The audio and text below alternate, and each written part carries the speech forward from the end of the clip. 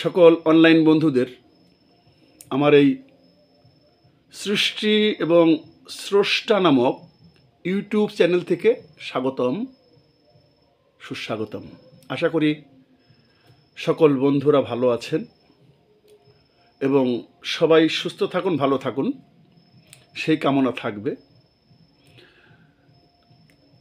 মাঝে মাঝে বিভিন্ন যেমন সৃষ্টি এবং স্রষ্টা, সৃষ্টিতে যাহা হচ্ছে এবং স্রষ্টা যিনি সৃজন করেছেন, সব নিয়ন্ত্রণ করেন, যারা আমরা ধর্ম বিশ্বাস করি, তাই আমার চ্যানেলটির নাম দিয়েছি সৃষ্টি এবং স্রষ্টা, অর্থাৎ সার্বিক বিষয় যাতে আমি কথা বলতে পারি।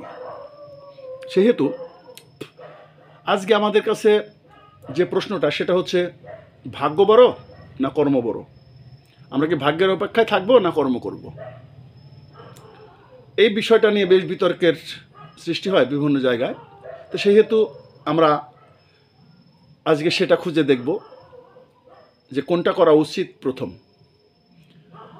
সেহেতু আমার এই চ্যানেলটি নতুন, যারা আমার বন্ধু আছেন সবার কাছেই আমার নিবেদন থাকবে, আমার চ্যানেলটিকে লাইক, কমেন্ট করবেন, শেয়ার করবেন এবং সাবস্ক্রাইব করে যাবেন, যাতে করে নতুন নতুন ভিডিও আপনি আমার থেকে পেতে পারেন। এবং কোনো প্রশ্ন থাকলে প্রশ্ন রাখবেন অবশ্যই, আমি সেটা প্রাকৃতিক বা ধর্মীয় যে কোনো প্রশ্নই থাকুক, আমি আপনাদের সেই উত্তরটা দেব গ্রন্থ থেকে। আসুন আমরা মূল বিষয়ে প্রবেশ করি, সেটা হলো কর্ম বড় না ভাগ্য বড়। এখন যিনি সাধারণ জ্ঞানী, যার ভিতরে জ্ঞান, বিবেক, বুদ্ধি এরকম কিছু আছে বলে মনে করি, তিনি কিন্তু কর্মকেই প্রাধান্য দিবেন, কারণ কর্মই হচ্ছে বড়, আর ভাগ্য কর্মের পরে। কারণ আপনি ভাগ্যের চিন্তা করে যদি ঘরে বসে থাকেন, আপনার কর্ম না করে, ভাগ্য আপনাকে কোনো কিছু দেবে না। সেহেতু যে কোনো কিছু করতে গেলেই প্রথমে আপনাকে কর্ম করতে হবে। লেখাপড়া করবেন, বই অনেকগুলো কিনে ঘরে ফেলে রেখেছেন, আপনি লেখাপড়া করলেন না, আপনি ভাগ্যের উপর বসে রইলেন, পরীক্ষার হলে গিয়ে নাম্বার পাবেন না, 0 পাবেন। তদ্রূপ প্রত্যেকটা ক্ষেত্রেই কর্মকে আগে প্রাধান্য দিতে হবে, অর্থাৎ কর্মই হচ্ছে ধর্ম। কর্মের উপরে নির্ভর করে আমাদের ভাগ্যের পরিবর্তন ঘটানো সম্ভব, নচেত না। তো সেই হেতু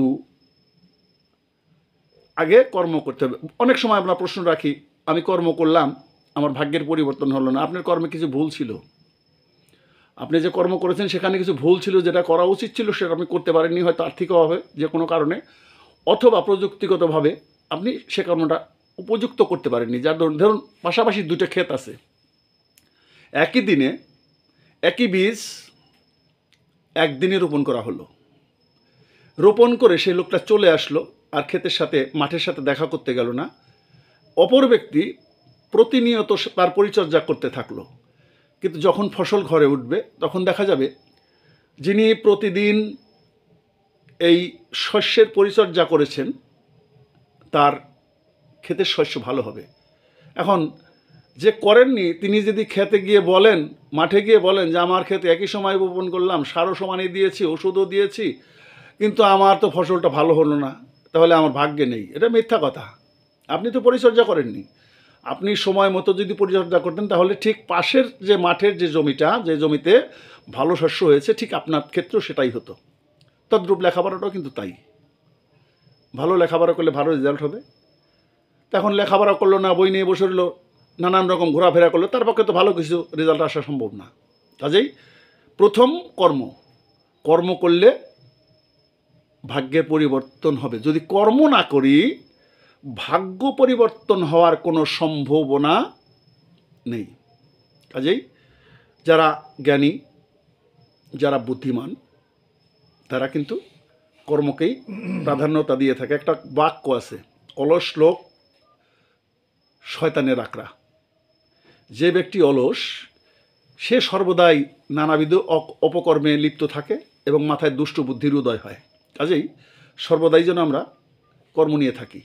কর্ম থাকলে কী হবে? মনটা ভালো থাকবে, চিন্তা চেতনা সুন্দর থাকবে এবং আমরা সফলতা অর্জন করতে পারব। এখন আসি ধর্মীয় বিষয়।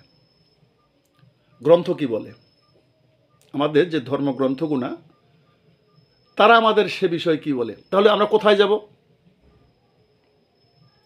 আমরা যাব আমাদের যে বর্তমান সময়ের যে উপযুক্ত গ্রন্থ শ্রীমদ্ ভগবদ্ গীতা, গীতার কর্মযোগ। সেখানে ভগবান শ্রীকৃষ্ণ কি বলেছেন? গেয়সীকে চেত কর্মানন্তে মতা বুদ্ধি জনার্দন। সেখানেও তিনি অর্জুনকে কর্মের পরামর্শ দিয়েছেন। অর্জুন বলেছেন নমে কর্মে লিপ্তন্তি নমে কর্মে ফলস্পৃহা। অর্জুন, আমার কোনো কর্ম নেই, কোনো কর্মফলের আশাও আমার নেই, কিন্তু তবুও আমি জীব শিক্ষার জন্য কর্ম করে থাকি, জীব জগৎ যেন অলস না হয়। কোথায়? এটা ধর্মগ্রন্থে গীতায় লেখা আছে এবং কর্মের বিভিন্ন দিক নির্দেশনা দিয়েছেন ভগবান শ্রীকৃষ্ণ। আপনারা কর্মযোগকালী দেখতে পাবেন। কাজেই অলস জীবন কোনো সফলতা আনবে না। কর্মজীবনই একমাত্র সফলতার চাবিকাঠি। সেই হেতু আমরা যেন সর্বদাই কর্ম নিয়ে থাকি।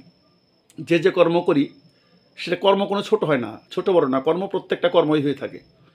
যে কর্মই যে করি না কেন নিষ্ঠার সাথে সেই কর্মের ভুল ত্রুটি যেন না থাকে, সেভাবে যদি আমি কর্ম সম্পাদন করি সেই কর্ম থেকেই কিন্তু আমি ভালো কিছু পেতে পারবো। তাই ভগবান কি বললেন? অর্জুন, আমি কর্ম করি কেন জানো? জগৎকে শেখানোর জন্য, লোককে শেখানোর জন্য।